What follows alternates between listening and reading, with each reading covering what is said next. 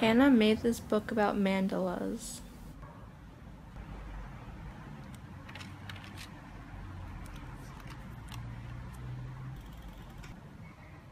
Mandalas are often used as a focusing tool, a spiritual guidance tool, and as an aid for meditation and trance.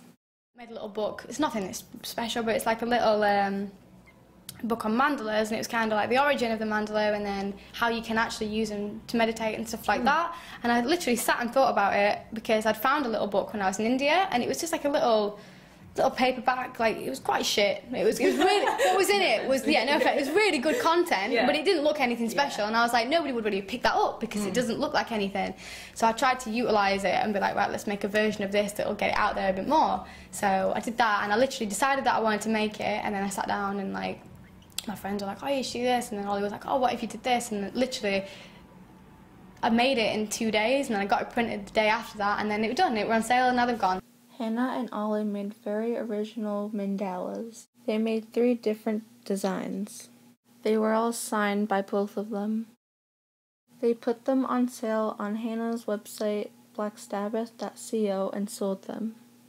But I found it like very meditative in that, like, when you tattoo in and you're so concentrated on such a tiny area and there's no room for any other thought other than what you're doing, and you can kind of let that just carry you away. So we find it so calming. So doing dot work, I think I was so drawn to it because it forced patience on me, which was not one of my strong points. And with dot work, because I did it, like, literally I do it dot by dot, I don't just flick it out. It's sort of you have to really concentrate on each individual dot and where you're putting it. So that was another reason why I was so drawn to it, because it really calmed me and it really brought me down a level, and it made me a lot more patient because it takes as long as it takes. And when I do a drawing, it weren't like I bash out a sketch. It was like, I draw this and then it's going to take me a few hours. It's that thing when you're tattooing, it is slightly meditative in the fact that you have to shut off everything else because you're so concentrated on what you're actually doing. So it gives your mind a break, which is what everybody needs to reset. Because sometimes it's hard when you're staring at such a small area, like if you're like shading a certain area or whatever and you're staring at that for so long, that it's quite hard to like sort of take a step back and look at the whole thing. So sometimes I'll finish a piece and I'll go, can I just give it 5 minutes? Sort of go and I'll like have a drink of water or whatever, and I'll come back to it, and most of the time I'll be like, yeah, no, that's perfect, done. Like, well, it's good enough for me, finished. Nothing's ever perfect technically, but like, yeah. But then sometimes I'll come back to it and I'll be like, no, now fresh pair of eyes, I can see that I just want to do a little bit more over there, so. Hannah is always spreading positivity. She's doing what she can to make this world a better place.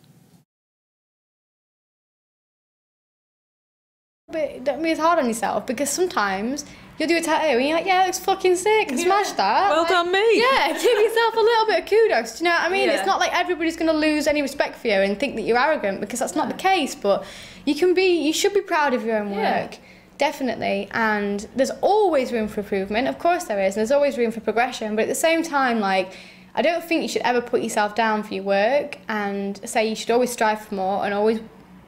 Progression's natural, but people are very, very quick. I think people are almost scared to say that they're proud of the work that they've done because they don't want to look arrogant, but you should be proud of it. Like, everybody's capable of whatever it is they want to pursue. Like, everybody's got the exact same amount of potential in them to do whatever, whether it be through whatever venture, so just stop being so hard on yourself, do you know what I mean? Like, give yourself a pat on the back where it's due. Right. I'm not saying you have to go around singing your own praises all the time and blowing your own trumpet, but like, you shouldn't be too critical of yourself, because it can turn into almost that what's the word? Like deprecating thing. Yeah, that's it, And that's not what you want to get into. Because you're never going to be satisfied then if you get stuck in that little spiral. The one thing that I've learned the most is that hurt people.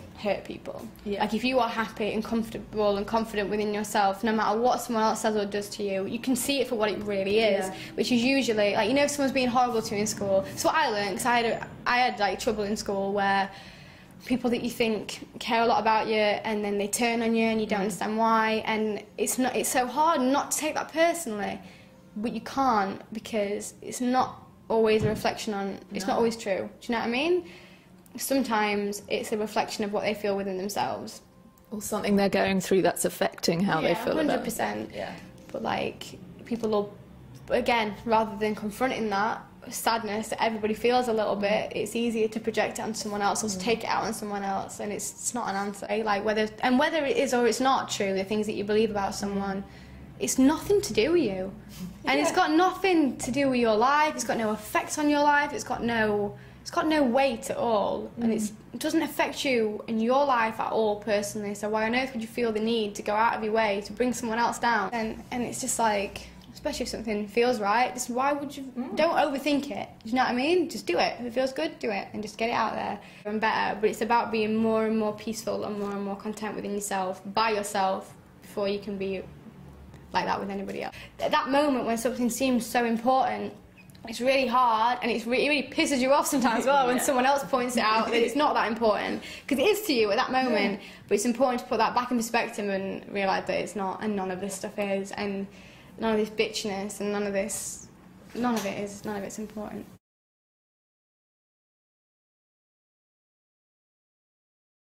Hey! What's going on? So good. Maya, where are you? Yeah. Oh, that's good. Hannah helps out in many ways. She always gives back and spreads the love. She even went to a animal welfare association to spend time with the dogs and give them some love. Hannah and her fiancé Oliver Sykes adopted a dog named Luna from the Animal Welfare Association.